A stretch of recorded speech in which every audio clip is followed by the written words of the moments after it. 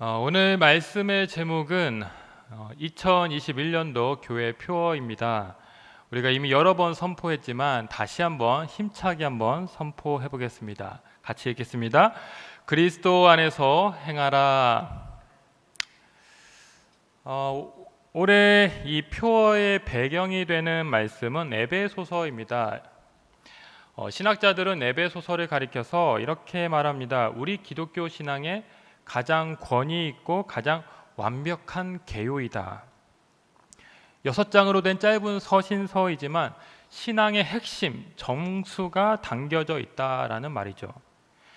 이 시대 최고의 강해 설교가로 알려진 마틴 로이드 존스 목사님이 이 에베소서를 가지고 주일 설교를 했고 나중에 책을 펴냈는데 무려 8권이나 됩니다.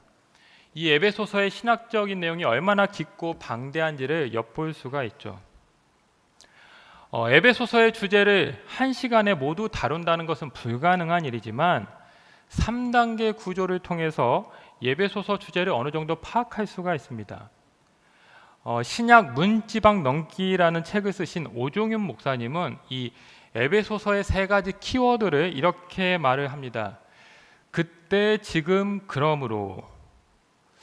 자, 먼저 그때는 과거를 나타내는 시제이죠. 과거 시제입니다. 예수 믿기 전 성도의 그 상태, 죄에 빠져 아무런 희망도 없이 살아가는 그 비참한 상태를 나타내고 있다라는 것이죠.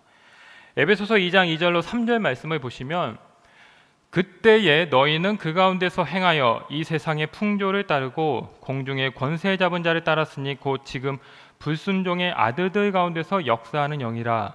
전에는 우리도 다 그 가운데서 우리 육체의 욕심을 따라 지내며 육체와 마음에 원하는 것을 하여 다른 이들과 같이 본질상 진노의 자녀이었더니, 여기 그때에 또 전에는 이런 표현이 나옵니다. 사단의 지배 아래 거하고 있던 그 인간의 상태를 보여주고 있죠. 영적 무기력에 놓여서 불순종의 아들이었고 진노의 자녀였다. 우리의 그 과거 상태를 묘사하고 있습니다. 자, 다음으로 이제는 이라는 또 표현이 나옵니다. 현재 시제입니다. 현재 시제. 그리스도 안에서 새로운 상태, 즉 구원받은 백성의 신분을 보여주고 있죠. 에베소서 2장 13절 말씀을 보시면 이제는 전에 멀리 있던 너희가 그리스도 예수 안에서 그리스도의 피로 가까워졌느니라. 그리스도 밖에, 그 밖에 있던 우리가 이제 그리스도의 피로 그리스도 안에 있음을 보여주고 있습니다. 하나님의 자녀가 된 우리의 영적인 현재적 상황을 보여주고 있는 말인 것이죠. 자, 이제 마지막으로 그러므로는 미래 시제를 나타내는 말입니다. 에베소서 4장 17절과 22절로 24절을 보겠습니다. 그러므로 내가 이것을 말하며 주 안에서 증언하노니 이제부터 너희는 이방인이 그 마음에 허망한 것으로 행함같이 행하지 말라. 너희는 유혹의 욕심을 따라 썩어져가는 구습을 따르는 옛사람을 벗어버리고 오직 너희 심령이 새롭게 되어 하나님을 따라 의와 진리의 거룩함으로 지으심을 받은 새 사람을 입으라. 그러므로 새 사람을 입으라. 옛사람을 버리고 이제 너희는 새 사람이 되었으니 그 새로운 신분에 걸맞는 그런 삶을 살아라. 이렇게 우리에게 당부하고 있는 것입니다. 여러분, 오늘 본문 중에 5장 8절 말씀은 특별히 이 3가지 시제, 이제는 또 전에는 그러므로 이 3가지 시제가 종합적으로 압축된 그런 말씀입니다. 도표로 이 말씀을 우리가 함께 보시면 이렇게 되겠습니다. 그리스도 안에서 행하라. 너희가 전에는 어둠이더니 이제는 주 안에서 빛이라. 그러므로 빛의 자녀들처럼 행하라. 이 사실을 우리가 분명하게 기억하고 올 한 해를 출발하면 좋겠습니다. 성도의 신분이 어떤 변화를 겪었으며 또 이제 어떻게 살아야 하는지를 일목요연하게 가장 잘 제시하고 있는 말씀이 바로 이 5장 8절 그리스도 안에서 행하라 이라는 것이죠. 그리스도 안에서 행하라 이 말씀은 비단 에베소 성도에게만 주신 말씀이 아니라 그리스도를 믿는 모든 그리스도인들에게 주시는 강령입니다. 특별히 2021년도를 출발하는 우리 교회에게 허락하신 표어입니다. 이 표어에 담긴 핵심적인 의미를 3가지로 살펴볼 때에 주님의 은혜가 넘치시기를 간절히 소망합니다. 자, 먼저 에베소서 5장 8절 말씀을 다시 봅니다. 너희가 전에는 어두움이더니 이제는 주 안에서 빛이라, 빛의 자녀들처럼 행하라. 자, 여기 어둠과 빛, 빛과 어둠이 대조되고 있습니다. 어둠이 과거를 뜻하는 이미지라고 한다면 빛은 현재를 상징하고 있죠. 제가 얼마 전 설교 시간에 그 식물의 우둔지에 대해서 잠시 소개한 적이 있었습니다. 우둔지라는 것은 식물의 맨 꼭대기에 있는 기관인데 빛을 찾아내서 그 빛을 향해서 식물이 성장하도록 돕는 그런 기관이라고 했죠. 이 식물의 우둔지가 잘 작동을 해야 식물이 빛을 받아서 생육할 수가 있습니다. 여러분, 우리 그리스도인들도 마찬가지입니다. 그리스도인들 역시 영적인 성장과 성숙을 위해서는 신앙의 우둔지를 작동시켜야 됩니다. 그래서 그리스도의 빛을 받아서 그 빛으로 말미암아 우리가 자라나야 한다라는 것이죠. 히브리서 3장 1절 말씀을 보시면 이렇게 나옵니다. 대제사장이신 예수를 깊이 생각하라. 다 히브리서 12장 2절 말씀을 또 보시면 이렇게 말합니다. 믿음의 주요 또 온전하게 하시는 이인 예수를 바라보자. 골로새서 3장 2절입니다. 위의 것을 생각하고 땅의 것을 생각하지 말라. 자, 생각하라, 바라보라, 또 구하라. 모두 신앙의 우둔지를 작동시키라는 그런 강조의 말씀인 것이죠. 왜 이렇게 계속해서 하나님 예수 그리스도를 바라보라고 요청을 하십니까? 그 주님의 빛이 없이는 우리가 결코 자라날 수 없는 존재라는 것이죠. 그리스도가 주는 그 생명의 빛을 공급받을 때 우리 안에 있는 모든 어둠이 물러나게 되고 생명이 자라나게 된다라는 것입니다. 여러분, 지향이라는 한자어가 있습니다. 지향, 뜻지의 방향 향자이죠. 어떤 대상과 목표를 향해 뜻을 두고 나아가는 것을 지향이라고 합니다. 여러분, 무엇을 향한 지향은 곧 그 사람의 지도가 됩니다. 가령 물질 지향적인 사람은 어떤 방식이든지 간에 물질로 점철된 지도를 갖게 될 것입니다. 쾌락 지향적인 사람은 쾌락으로 뒤덮인 지도를 갖게 될 것입니다. 어떤 학습 지향적인 사람은 여러 가지 배움으로 채워진 지도를 얻게 될 것입니다. 결국 내 인생을 완성하는 것은 내 지향점입니다. 오늘 내가 바라보는 것이 미래의 나를 완성한다라는 것이죠. 여러분, 회심 전에 바울은 율법 지향적인 사람이었습니다. 그는 율법을 배우고 지키는 일에 그 누구보다도 열정적이었고 율법이 곧 그의 의요 자랑이었습니다. 그러나 다메섹 도상에서의 체험은 그의 지향점을 완전히 뒤바꿔 놓았죠. 예수 그리스도를 만나고 이제 거룩한 빛에 압도되자 율법이 아니라 예수 지향적인 사람이 되었습니다. 핍박자가 아니라 전도자가 되었고 땅끝까지 예수 그리스도를 전하는 위대한 사도가 되었습니다. 삶의 지향점이 그리스도를 향하게 되자 인생의 지도가 바뀌게 된 것입니다. 여러분, 에베소서 5장 1절 말씀을 우리 같이 한번 읽겠습니다. 그러므로 사랑을 받는 자녀같이 너희는 하나님을 본받는 자가 되고, 하나님을 본받는 자가 되라. 하나님을 인생의 지향점으로 삼고 부지런히 주님을 바라보라 말씀하고 있는 것입니다.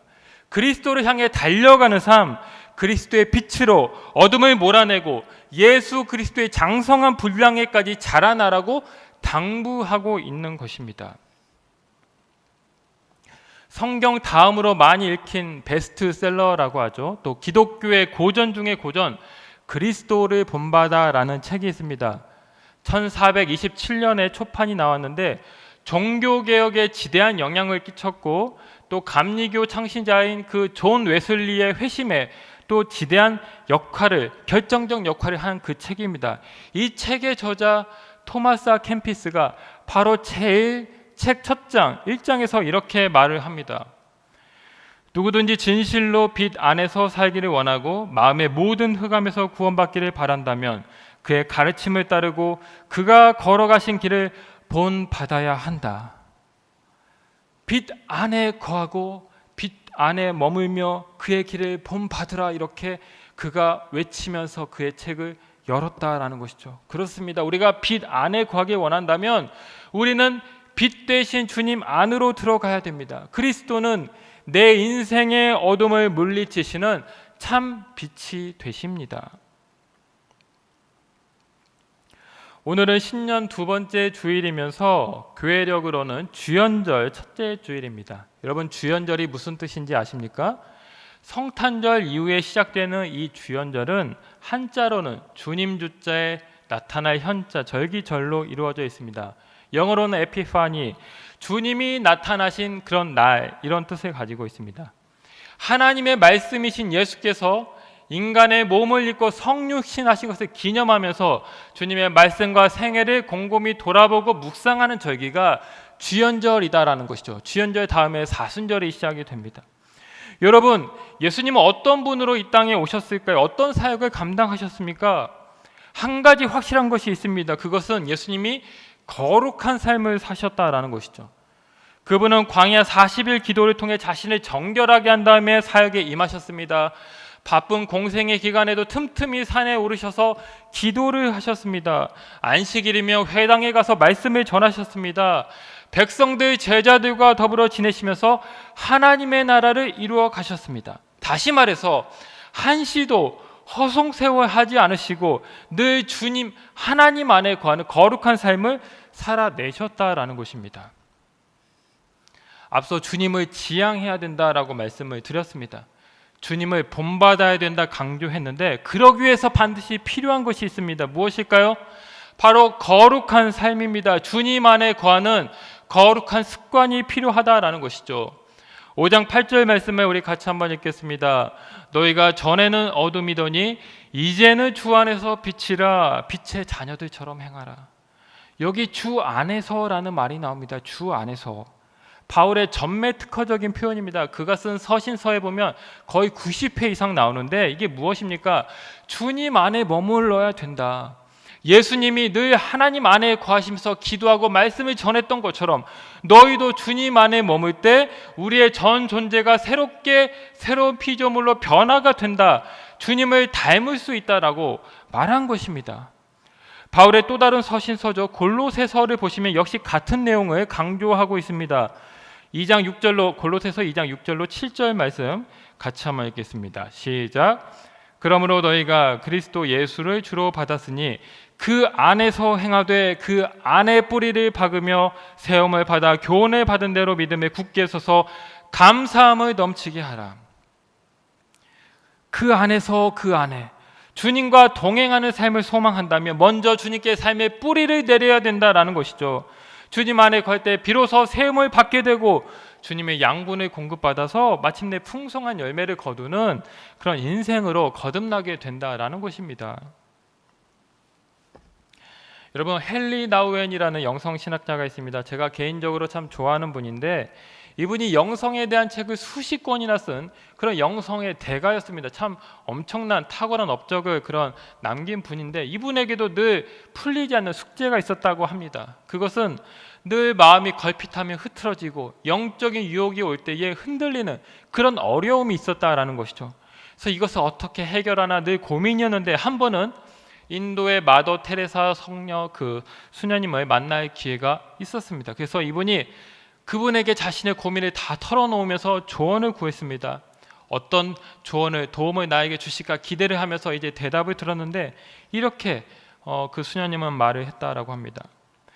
글쎄요, 하루 1시간을 주님을 사랑하는 데 쓰고 잘못이라고 알고 있는 그 어떤 일을 하지 않으면 괜찮아질 겁니다. 뭔가 심오한 대답을 기대했던 이 나우엔은 크게 실망을 했습니다. 너무나 성의 없고 불충분한 대답이라고 생각하고 불만을 가졌습니다. 그런데 곰곰이 생각할수록 이 데레사 수녀의 말이 하나님의 음성임을 깨닫게 됩니다. 매일 주님을 생각하는 것, 또 하나님이 싫어하는 일을 하지 않는 것, 즉 거룩한 습관을 가지며 살 때에 모든 문제로부터 자유롭고 또 해결될 수 있다는 것을 그가 비로소 깨닫게 되었다라는 것이죠. 여러분, 필리핀 선교사 출신의 프랭크 루박이라는 분이 있습니다. 세계 문맹 퇴치를 위해서 그림 언어 초판을 이제 완성하셨는데, 무려 6천만 명의 그 문맹인들이 이분의 그림 언어를 통해서 이제 글을 읽고 쓰는 법을 이제 배우게 됐다라고 합니다. 미국 역사상 유일하게 우표에 등재된 선교사라고 합니다. 이분에게도 간절한 기도 제목이 있었는데 바로 그것입니다. 어떻게 하면 매 순간 하나님과 동행하는 삶을 살 수 있을까? 어떻게 늘 하나님과 함께하는 삶을 살 수 있을까? 이것을 기도하면서 그가 한 가지 결심을 하게 됩니다. 내가 6개월간 실험적으로 늘 하나님을 바라보고 묵상하는 기도를 써봐야겠다. 그래서 기도일기를 작성하게 된 것이죠. 그는 하나님의 뜻을 구하며 순종하기 위해서 의식적으로 하나님을 떠올립니다. 처음에는 1시간씩, 나중에는 30분씩 하나님을 떠올리게 됩니다. 급기야는 1분마다 하나님이 마음속에 떠올라지게 됩니다. 점점 그 간격이 줄어들어서 마침내 6개월이 되었을 때 하나님과 동행하고 있는 자신을 발견하게 됩니다. 하나님을 의식적으로 생각하고 하나님의 마음을 구하는 그 거룩한 습관을 행할 때에 하나님이 찾아오시고 하나님과 인격적인 교제를 할 수 있게 되었다라는 것입니다. 여러분, 고린도전서 9장 25절로 27절 말씀을 보실까요? 이기기를 다투는 자마다 모든 일에 절제하나니 그들은 썩을 승리자의 권을 얻고자 하되 우리는 썩지 아니할 것을 얻고자 하노라. 그러므로 나는 다름질하기를 향방 없는 것 같이 아니하고 싸우기를 허공을 치는 것 같이 아니하며 내가 내 몸을 쳐 복종하게 함은 내가 남에게 전파한 후에 자신이 도리어 버림을 당할까 두려워함이로다. 여러분, 무슨 말입니까? 운동선수들의 그 면류관, 화려한 면류관 매달 그냥 주어지는 것이 아니죠. 평소 음식을 절제하고 강도 높은 훈련을 꾸준히 수행할 때에 비로소 그런 영광을 얻을 수가 있습니다. 여러분, 그리스도인들도 마찬가지입니다. 자신의 몸을 처 복종시키는 그 거룩한 의지가 있어야 됩니다. 날마다 내가 주님 안에 머물고자 하는 그 습관을 가지고 수행할 때 비로소 주님이 내 안에 오시고 주님과 가까이 하면서 선한 싸움에서 최후 승리를 얻게 된다라는 것입니다. 그래서 디모데전서 4장 5절에 보면 하나님의 말씀과 기도로 거룩하여진다. 거룩은 다른 게 아니라 말씀과 기도를 꾸준히 행할 때 경건하고 거룩한 삶으로 거듭날 수 있다라고 말한 것입니다. 새해를 맞아서 거룩한 습관을 시작하신 분들이 많이 있습니다. 우리가 해마다 성경 통독을 했었는데 올해는 코로나 때문에 성경 필사를 대신 진행하고 있죠. 우리 평신도 훈련국에서 아주 야심차게 이번에 계획을 세우고 출발했는데 아주 많은 분들이 이번에 참여를 하시면서 지금 열심히 성경을 쓰고 있습니다. 저도 아내랑 신청해서 쓰고 있는데 얼마나 은혜로운지 모릅니다. 어떤 분들은 또 성경 일독을 다시 시작하고 있습니다. 생명의 삶을 또 구독 신청하셔서 묵상하시는 분들도 있습니다. 성가대, 지금은 앞에서 할 수 없지만 성가대 봉사를 그런 신청하신 새신자들도 있습니다. 남녀신도 임원이 되어서 지성교회를 열심히 섬기는 그런 분들도 있습니다. 개인 골방에서 새벽 기도회를 쌓고 계신 분들도 있습니다. 이게 다 무엇입니까? 거룩한 습관입니다. 주님 안에 머물기 위한 특별한 다짐, 아름다운 선택이라는 것이죠. 새해 여러분의 거룩한 습관은 무엇입니까? 주님은 우리 인생의 지향점일 뿐만 아니라 우리가 날마다 거해야 될 중심점입니다. 우리가 목표로 삼아야 될 이상적인 대상이면서 우리가 날마다 가까이 해야 할 현실적인 존재입니다. 하나님은 우리와 함께 하시며 가까이 하는 자에게 더 가까이 하십니다. 자, 오늘 편지의 수신자인 이 에베소 지역은 당시 소아시아에서 3대 대항구 도시 중에 하나였습니다. 밀레도 서머나 다음으로 큰 항구 도시여서 이곳에는 많은 우상들이 있었습니다. 지금도 그 터키를 가시면 그 에베소 지역에는 수많은 우상 신전들이 세워져 있습니다. 아르테미스 신전을 비롯해서 수많은 우상과 그런 전들이 각 곳에 세워져 있는데 바울이 이 우상으로 둘러싸인 에베소 교회를 향해서 무엇이라고 말을 합니까? 5장 5절에 보시면 이렇게 말합니다. 너희도 정녕 이것을 알거니와 음행하는 자나 더러운 자나 탐하는 자 곧 우상 숭배자는 다 그리스도와 하나님 나라에서 기업을 얻지 못하리니. 자, 음행과 우상 숭배로는 결코 하나님의 나라가 세워지지 않는다. 그것들을 배격하라, 함께하지 말라고 또 7절에서 말하는 것이죠. 빛과 어둠이 공존할 수 없듯이 세상의 음행, 더러운 것, 우상 숭배를 멀리하고 빛의 자녀답게 행동할 것을 외친 것입니다. 얼마 전 지금까지도 우리의 마음을 비통하게 만들고 있는 사건이 있었습니다. 그 행복한 인생을 꿈꾸며 입양이 된 8개월 된 그 여아 정인이가 양부모로부터 잔인하게 학대를 당하다가 생후 16개월 만에 싸늘한 죽음이 되고야 만 것이죠. 이 뉴스를 보면서 너무 화가 나고 슬펐습니다. 또 지켜주지 못한 주변의 많은 방관자들을 보면서 답답했습니다. 죽음 전날 그 고통스러워하는 아이의 모습을 보면서 가슴이 찢어지고 눈물이 났습니다. 그런데 더 충격적이었던 것은 무엇이냐면 이 양부모가 모두 그리스도인이었다라는 사실이죠. 심지어는 목회자 자녀였다고 합니다. 또 기독교 대학을 나온 그런 자들이었는데 세상의 빛이 되기보다는 오히려 어둠에 가담하고 생명을 살리기보다 오히려 생명을 죽이는 일을 저질렀으니 이 얼마나 안타깝고 슬픈 일입니까? 이들도 처음부터 이런 비극을 예상하지는 않았을 것입니다. 입양하고자 했던 그들의 순수한 동기를 의심하고 싶지는 않습니다. 그런데 결과적으로는 정말 비참한 이런 참변을 낳고야 말았습니다. 비통하지만 이것이 우리의 현실이다라는 것이죠. 우리도 그렇지 않습니까? 그리스도인으로 자부하지만 때로는 실패합니다. 세상을 변화시키기보다는 세상의 유혹에 넘어지고 적당히 타협하고자 하는 유혹에 끊임없이 걸려 넘어집니다. 그럼 어떻게 해야 할까요? 어떻게 그 세상의 거센 우상과 음란과 더러운 죄의 파고로부터 우리 자신을 지키고 그리스도인답게 살 수 있습니까? 우리 5장 8절 말씀을 다시 보겠습니다. 너희가 전에는 어둠이더니 이제는 주 안에서 빛이라 빛의 자녀들처럼 행하라. 여러분 여기 행하라의 헬라어가 중요합니다. 페리파테이테라는 말인데 페리파테이테 세 가지 정도의 뜻이 있습니다. work, 걷다, behave, 행동하다, conduct, 수행하다입니다. 모두 어떤 구체적인 행위, 행동을 나타내고 있는 동사입니다. 그렇습니다. 우리는 낙심해서는 안 됩니다. 이대로 주저앉아서는 안 되죠. 다시 저 어두운 세상을 향해 walk, 걸어가야 됩니다. 말이 아니라 삶으로 행동해야 합니다. 그리스도의 명령을 수행해야 됩니다. 그러나 이 일이 우리의 힘으로 될 수 있을까요? 우리의 힘으로 가능할까요? 아닙니다. 5장 8절을 다시 보십시오. 빛의 자녀들처럼 행하라고 했습니다. 빛의 자녀들. 그리스도의 빛이 우리 가운데 있을 때 가능하다라는 것이죠. 그리스도의 빛을 받아서 그 힘으로 그 빛으로 행해야 된다라는 것입니다. 2절 말씀도 마찬가지입니다.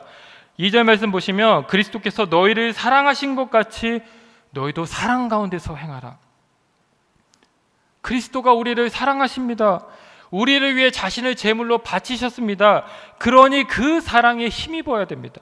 내 힘, 내 능력, 내 의로가 아니라 나를 사랑하시는 주님, 나를 위해 십자가에 달려 죽으시고 나를 구원하시는 그 예수 그리스도의 사랑, 그 사랑 안에 머물고 그 사랑으로 우리가 나는 약하지만 아까 찬양에서 얘기한 것처럼 나는 약하지만 강하신 주님의 힘으로 우리가 이 세상 가운데 나아갈 수 있다라는 것입니다.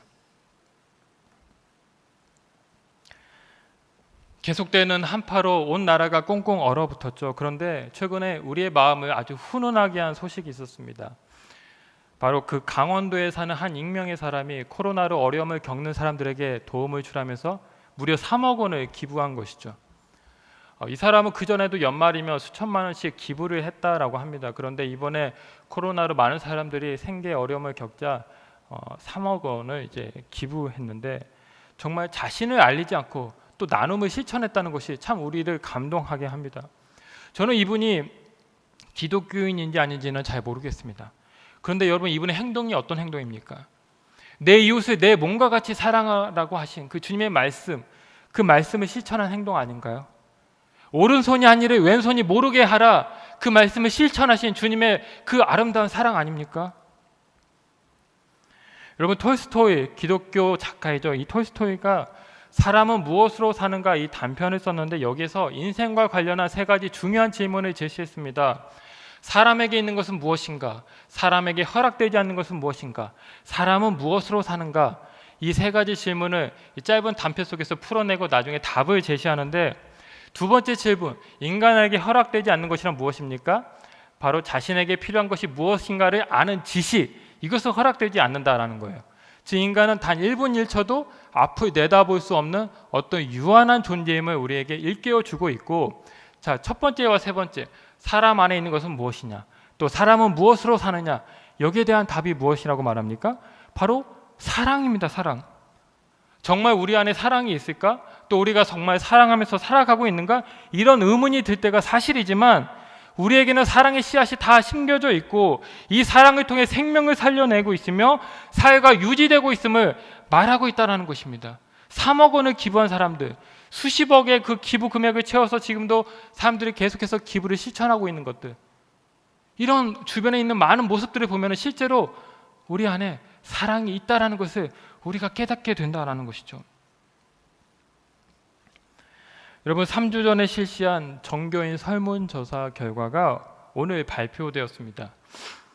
이 설문의 시기 또 내용 등에 대해서 여러 가지 말들도 있었지만 대체적으로 많은 분들이 참여해 주셨고 참 좋고 다양한 많은 의견들을 제시해 주셨습니다. 너무나 감사했습니다. 제가 이 설문 결과를 보면서 한 가지 새삼 발견한 것이 있었는데 사랑에 대한 갈급함이었습니다. 우리 교회에 대한 진단에서 사랑과 교제 항목이 매우 저조하게 나타났습니다. 그만큼 우리 안에 사랑이 많이 부족하고 또 많이 갈급해한다는 반증인 것이죠. 3대 담임 목사님이 꼭 실행했으면 하는 정책 1위가 예배와 기도였고 2위가 무엇이었냐면 바로 사랑과 소통, 사랑과 소통에 힘쓰는 담임 목사님이 되어주십시오, 이런 요구를 했다라는 것입니다. 주관식에서도 청빙 후보에 대한 자격을 많이 강조했는데 가장 많이 나온 대답이 사랑이 많은 목사님, 사랑이 많은 목사님이 오시면 좋겠습니다, 이런 요청이었습니다. 그리고 청빙위에게 바라는 점 역시 다른 것 아니라 사랑이었습니다. 자기 생각, 사심, 기득권 다 내려놓고 서로 사랑하는 청빙위가 되십시오. 교인들을 사랑하고 교인들과 하나 되어 소통하는 청빙위가 되라는 그 간절한 염원을 담아내셨다라는 것입니다. 그렇습니다, 여러분. 오늘 우리에게 필요한 것은 무엇입니까? 그 어떤 외부적이고 환경적인 것에 있지 않습니다. 사랑이면 충분합니다. 사랑. 믿음, 소망, 사랑, 이 세 가지는 항상 있을 것인데 그 중에 제일은 사랑이라. 내가 너희를 사랑한 것 같이 너희도 서로 사랑하라. 서로 사랑하는 것. 이것이 주님이 우리에게 주신 새 계명입니다. 우리가 빛의 자녀로서 이 땅에서 행해야 될 최고의 덕목입니다. 2021년도 새해가 밝았습니다. 그리스도 안에서 행하라. 올해는 더욱 그리스도 안에 머물고 더욱 그리스도와 동행하는 복된 한 해가 될 수 있기를 원합니다. 그리스도를 인생의 지향점으로 삼고 거룩한 습관으로 날마다 주님 품 안에 거하며 그리스도의 사랑을 실천하여서 가정과 교회, 세상을 변화시키고 치유해내는 여러분들 다 되시기를 주님의 이름으로 간절히 축원합니다. 하나님 아버지, 죄와 허물로 죽을 수밖에 없었던 우리를 건져내 주시고 빛의 자녀, 주님의 자녀, 하나님의 거룩한 자녀 삼아주신 것 감사합니다. 이제 날마다 주님 안에 거하게 하시고 주님이 보여주신 그 거룩한 삶을, 그 사랑을 날마다 삶 속에서 실천하여서 이 땅 가운데 하나님의 나라와 하나님의 그 공의가 또한 가득 채워지는, 뒤덮여지는 그 놀라운 축복이 우리 가운데 있게 하여 주옵소서. 감사드리며 예수님의 이름으로 기도하옵나이다. 아멘.